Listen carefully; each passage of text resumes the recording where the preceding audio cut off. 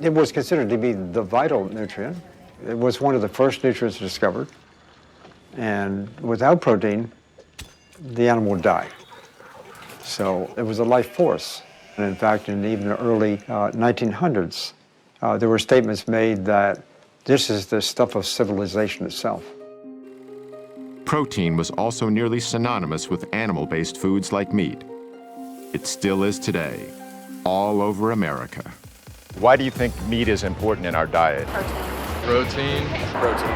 Protein. Protein. Protein. Protein. A lot of protein. We need protein, don't we? We can't live without protein. The idea that plants had protein also didn't come into play until maybe the late 1800s, early 1900s, and then it struggled through the years. No matter what source the protein came from, in the late 1950s, most scientists believed the world needed a lot more of it. Eating whole foods, it's virtually impossible to be protein deficient without being calorie deficient, because even if you take the foods that have the least amount of protein in it, let's say potatoes, for example, or rice, 8-9%. Well, that's the figure we more or less need.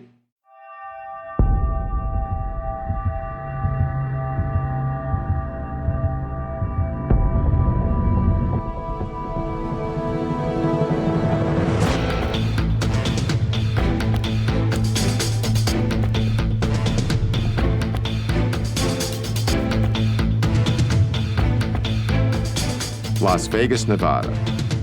At the Extreme Couture Gym, we found an extraordinary plant-based athlete, Ultimate Fighter champion Mac Danzig. In the mixed martial arts world, strength, toughness, and endurance are of paramount importance, and Mac has them all. I had cut dairy out of my diet when I was about 18 years old because I had a ear, nose, and throat allergy to dairy, and I was getting a lot of ear infections and things like that. So when I cut that out, really the only thing that was separating me from having a vegan diet was chicken and fish. So I was just eating that for years, and I was eating it because I thought that I needed to, because everyone tells you, if you're an athlete, you need, at least chicken and fish in your diet for protein. Something that's just one of the myths that's been perpetuated for a while. All it took was me cutting the chicken and fish out, and I did it cold turkey. I think a lot of people, stereotypically speaking, think someone that's a vegan is like some skinny hippie type of person. And I'm not necessarily trying to break the stereotype. I tried the diet for my own personal reasons, and it worked for me. I feel like I have more energy now that I don't eat the meat products, and I also feel like I recover better in between my workouts. I'm not trying to be part of some exclusive club or anything like that. I'm just doing my thing, and don't plan on eating meat or dairy or anything like that for the rest of my life.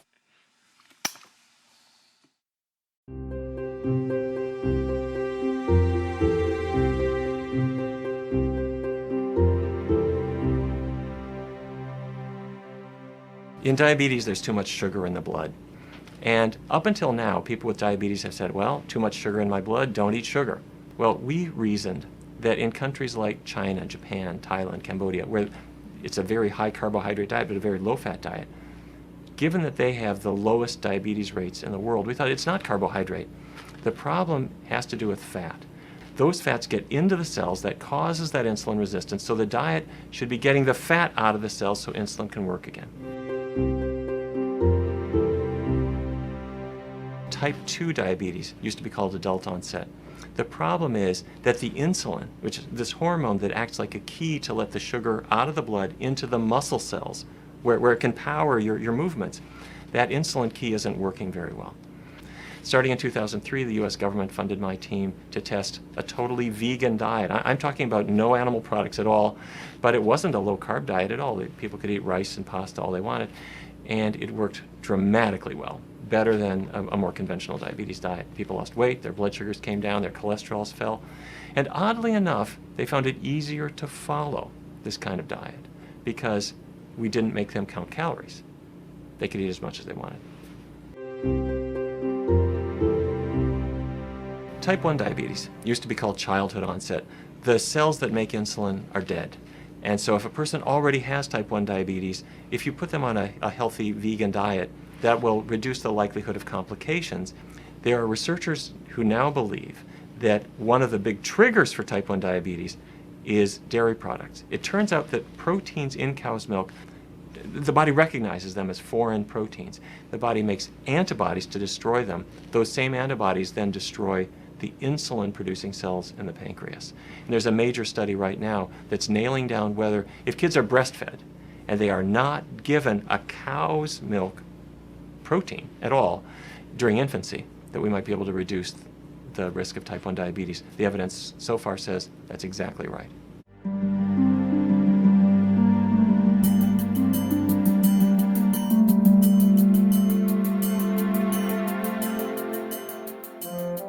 If you are eating some version of the standard American diet, too much fat, too much animal protein, dairy foods, refined foods, junk foods, you're a caffeine junkie, sooner or later something is going to go wrong. It's not if, it's when and what. And I've never had anybody in my office, ever, in all the time I've been doing this, that has said to me, well, you know, I got this autoimmune disease, but I'll tell you what, all the brownies and cheeseburgers I had, it was so worth it to me, you know. Nobody says that. We had a lot of people who, they've had the first blood test where their cholesterol is elevated. They're going, wow, you know, I'm 31. I guess I better do something about this, you know. And so their biomarkers become normal. We had a lot of people who the only thing wrong with them, and again, because they have youth on their side, is weight. So they become normal weight. Energy improves. You know, I can do more than people have my age. And so, you know, to watch somebody who's 26 and asleep half the time become awake and active 18 hours a day is big. Their complexion improves. You know, they become bright-eyed and energetic, and their cognitive function improves. I mean, your brain is the biggest user of carbohydrate, water, and oxygen, so you start exercising and eating and drinking well. Amazing how much better you think. So the changes are maybe a little more subtle, but they're not to be discounted because people don't like being tired. They don't like being overweight. They don't like having gray skin. You know, they don't like being asleep at their desk at 2 o'clock in the afternoon. So those are important changes too. Obviously, having children is very important to most women. And it is devastating to get yourself all psyched up to have a family and then have miscarriages or can't get pregnant. When these women adopt a low-fat, high-fiber, plant-based diet, like the one that we recommend, these problems start to go away within just a few cycles. I show people the diet, they go do the diet, they do the exercise, they lose the weight, they do the heavy lifting. They send us pictures of their babies and the babies in the delivery room and at the baptism, and they're like our family. These kids become like ours. But so they do the work, but only one case in 13 years that didn't end with a full-term pregnancy and a baby. And I would say the total number, it's escalated over the years as more people have found out about what we do, but I would say there are probably a good 100, 125 babies walking around that we call them wellness forum babies. I still get tears in my eyes every time I see these babies when they change their diet. And it's just the most incredible thing, and it's why I'll always do this no matter what. Can't ever imagine myself not doing it. So the most fun thing that I do is the infertility issues. So anyway, I didn't mean to get all teared up there.